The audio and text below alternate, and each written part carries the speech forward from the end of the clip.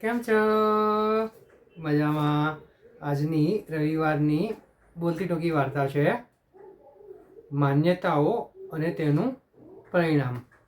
વાર્તા શરૂ કરીએ તે પહેલાં તમે અત્યાર સુધીની મારી રવિવારની બોલતી ટોકી વાર્તાઓ રોજે રોજના કોર્સ અંગ્રેજી અને ગુજરાતીમાં ઉપરાંત વિદ્યાર્થીઓ, શિક્ષકો અને વાલીઓને ઉપયોગી એવા એક્ઝામ કી એસે કી તૈસી, રિઝલ્ટ કી એસે કી તૈસી જેવા લાઈફ ચેન્જિંગ વિડીયોઝ, આ ઉપરાંત ઘણી બધી અગત્યની વાતો, બધા જ વિડીયોઝ કે જે પોઝિટિવિટીથી ભરેલા છે. આ વિડીયોઝને જો તમે જોવા માગતા હોવ તો મારી યુટ્યુબ ચેનલ છે નીલ ડૂડ મુવમેન્ટ. આ ચેનલ ઉપર જઈ અને બધા જ વિડીયોઝ તમે જોઈ શકો છો. અને એક આજે પોઝિટિવિટીની જે ચેન મેં શરૂ કરી છે તેને આગળ વધારવામાં તમે આ બધા જ વિડીયોઝ તમે તમારા ફ્રેન્ડ ગ્રુપમાં, ફેમિલી ગ્રુપમાં, સોસાયટી ગ્રુપમાં, ઓફિસ ગ્રુપમાં વગેરે જગ્યાએ આગળ ફોરવર્ડ કરીને, શેર કરીને આ પોઝિટિવિટીની ચેનને આગળ વધારી શકો છો. બરાબર? આજની વાર્તા શરૂ કરીએ. માન્યતાઓ અને તેનું પરિણામ. એક વખત એક દેશમાં સૈનિકોની એક મીટિંગ ચાલી રહી હતી. આ સૈનિકોના ઓફિસર્સ તેમના કમાન્ડરને રજૂઆત કરવા માટે જઈ રહ્યા હતા.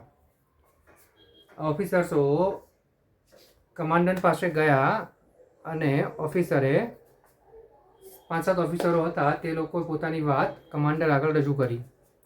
તેમણે કહ્યું કે અમને એવા સમાચાર મળ્યા છે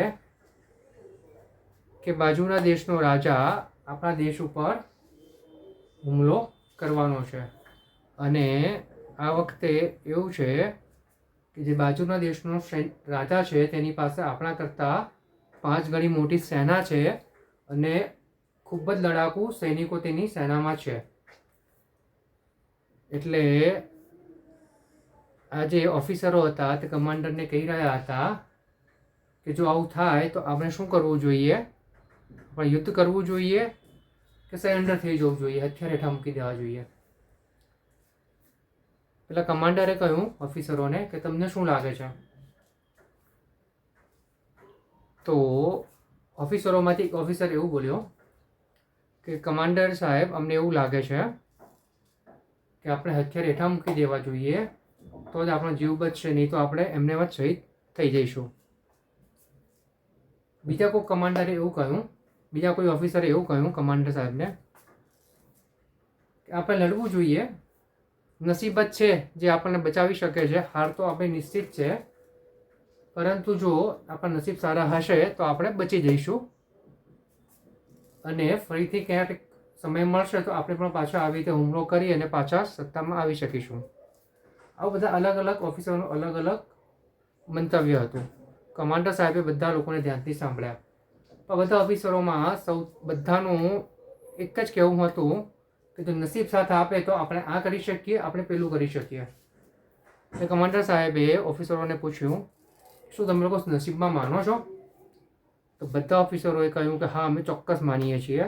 નસીબમાં જે થવાનું હોય છે ને તે જ થાય છે, આપણે ગમે તેટલું કરીએ. તો કમાન્ડર સાહેબે કહ્યું સારું, આપણે નસીબનું માનીએ. મારી પાસે એક સિક્કો છે, એ હું સિક્કો ઉછાળું છું.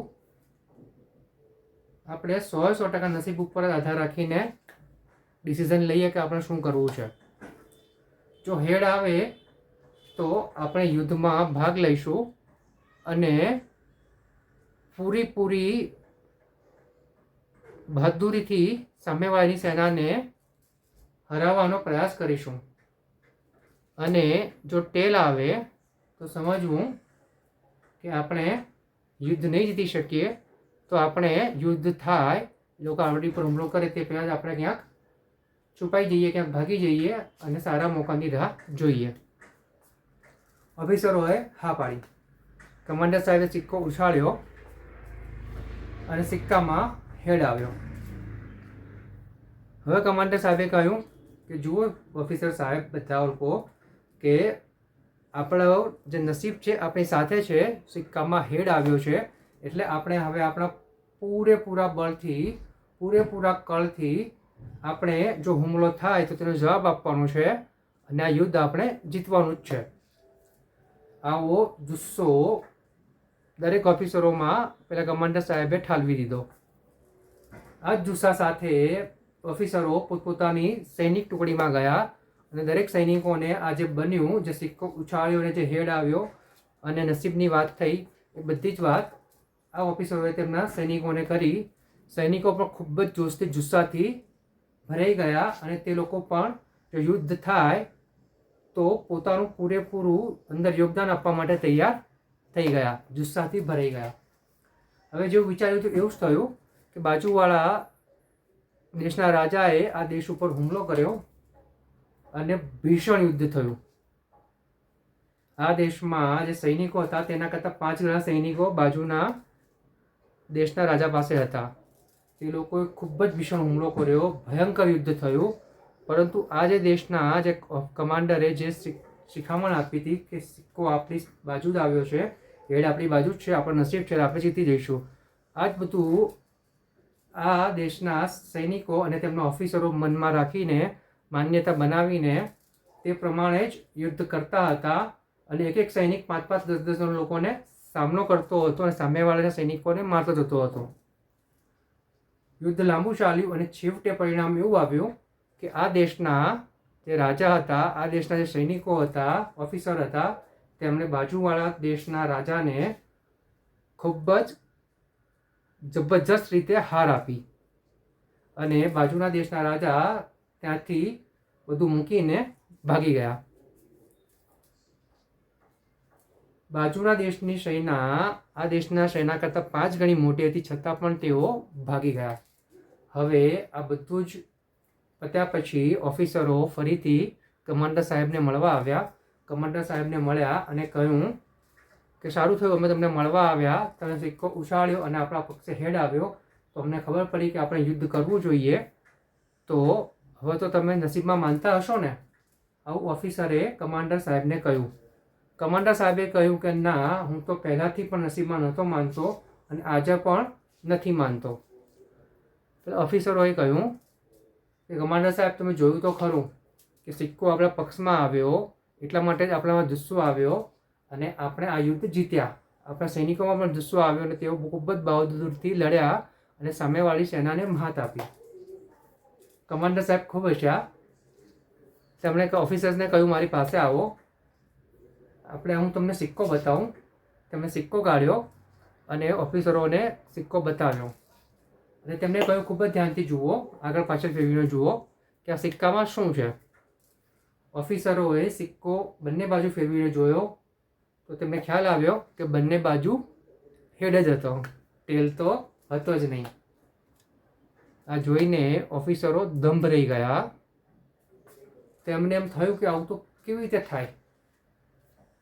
કમાન્ડર સાહેબે કહ્યું કે મને ખબર હતી કે જ્યારે આવું કંઈ થશે ત્યારે તમારી પાસે આવશો, માટે જ હું તમે લોકો હિંમત ના હારી જાઓ અને મને ખબર છે કે તમે લોકો નસીબમાં પણ માનો છો, માટે હું તમારી જગ્યાએ જઈને તમારા મન પ્રમાણે વિચારતો હતો અને એવા પરિણામ ઉપર હું આવ્યો કે જો તમને જુસ્સા કરતાં નસીબ પણ સાથ આપે તો તમે ચોક્કસ લડવા માટે તૈયાર થશો અને ખૂબ જ જુસ્સાથી લડશો અને યુદ્ધ જીતશો પણ ખરા.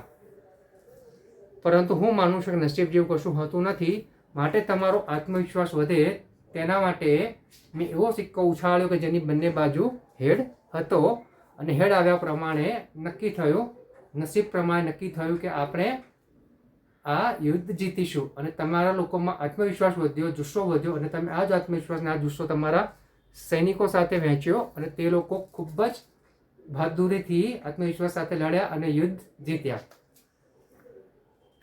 આ સિક્કો જોયા પછી અને કમાન્ડર સાહેબની વાત સાંભળ્યા પછી બધા ઓફિસરો ખૂબ ધ્યાનમગ્ન થઈ ગયા અને થોડો સમય પછી પોતપોતાની ઉપર હસ્યા અને તેમણે કમાન્ડર સાહેબનો ખૂબ જ આભાર માન્યો કે હવે આજથી અમે પણ માનીએ છીએ કે નસીબ જેવું કંઈ હોતું નથી. જે હોય છે ફક્ત આપણો આત્મવિશ્વાસ હોય છે, જુસ્સો હોય છે અને તે કામ કરવા પ્રત્યેની આપણી નિષ્ઠા હોય છે.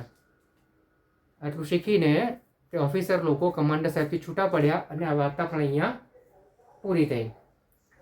મારા વાલા મિત્રો, માન્યતા અને તેનું પરિણામ તે વાર્તા આપણને ખૂબ જ સરસ આત્મવિશ્વાસ વિશેનો સંદેશો આપી જાય છે. જો કોઈ વ્યક્તિ આત્મવિશ્વાસથી ભરેલો હોય તેને ખબર હોય કે તેને શું કરવાનું છે, શું સાચું ને શું ખોટું તેને ખબર પડતી હોય અને તે કામ કરવા માટે નિષ્ઠા ધરાવતો હોય, પોતાના પ્રયાસો કરતો હોય, તો સામે ગમે તેટલી મોટી મુશ્કેલી કેમ ના હોય, તે વ્યક્તિ હંમેશા પોતાનું ધારેલું કરેલું જ રહે છે, પોતાને જે મેળવવું હોય તે મેળવીને જ રહે છે. ગમે તેટલી કપરી પરિસ્થિતિ હોય છતાં પણ પોતાને પોતાના આત્મવિશ્વાસથી ઊભો રાખે છે અને જે મેળવવા માટે થનગને છે તે મેળવીને જ રહે છે. આ આપણા જીવનની ખૂબ જ મોટી વાત છે. આપણે દરેક જણ આપણે આપણા જીવનને આત્મવિશ્વાસથી ભરી શકીએ છીએ અને આત્મવિશ્વાસથી ભરીને આપણે આપણા જીવનને આગળ વધારી શકીએ છીએ. કારણ કે જ્યારે માણસ આત્મવિશ્વાસ ગુમાવી દે છે ત્યારે તે અસહાય થઈ જાય છે અને અસહાય વ્યક્તિ હંમેશા નસીબ પર જ આધાર રાખતો હોય છે. માટે આપણે અસહાય બનવાનું નથી, પોતાની જાત ઉપર વિશ્વાસ રાખવાનો છે, આત્મવિશ્વાસ રાખવાનો છે અને તે પ્રમાણે કામ કરીને આગળ વધવાનું છે. નસીબના સહારે બેસી રહેવાનું નથી. બરાબર ને? આ વાર્તા આપણા જીવનનો ખૂબ જ સરસ મજાનો પાઠ શીખવી જાય છે, જે આપણે આપણા જીવનમાં ઉતારવો જોઈએ. બરાબર ને? સારું મારા મિત્રો, હવે આપણે મળીશું આવતા રવિવારે. આવતા રવિવારની બોલતી ટૂંકી વાર્તાનું નામ છે ફાયદામંદ બહેરાશ. આવતા રવિવારની બોલતી ટૂંકી વાર્તાનું નામ છે ફાયદામંદ બહેરાશ. બરાબર? તો આપણે મળીએ આવતા રવિવારે. ત્યાં સુધી આવજો.